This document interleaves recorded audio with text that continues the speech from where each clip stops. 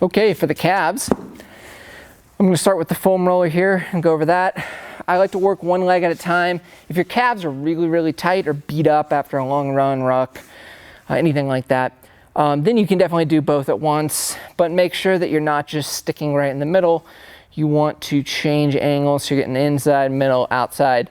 And like all of our soft tissue work, you want to add a little bit of activity to it.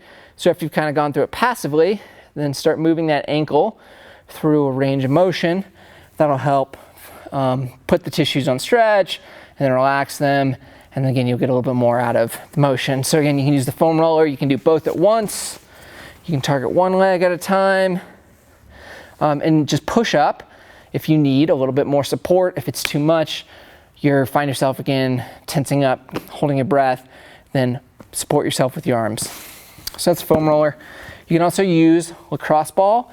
This will definitely pinpoint some areas. This can be too much pressure, but the nice thing about the calf, it's pretty easy to regulate the amount of pressure you have because you don't have a lot of body weight on it.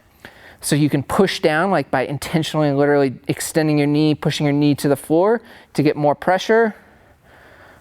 And just move around here. If you need less pressure, then again, you just kind of pick your leg up a little bit. You can drop your heel to the floor and lift your knee off the ground.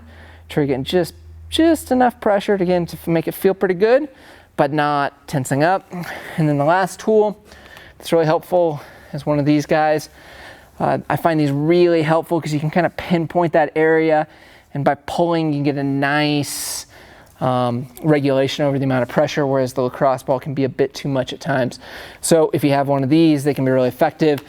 Make sure and hit the front of your shin bone here too. This anterior tib muscle here can get locked up, especially with a lot of running and rucking with heavy boots. If you're in bad weather and mud, stuff like that, your boots start weighing quite a bit, then these guys can get pretty beat up too. So make sure and spend a little bit of time on them. You can also hit them on the roller pretty easily. You're just going to be face down, moving back and forth like that.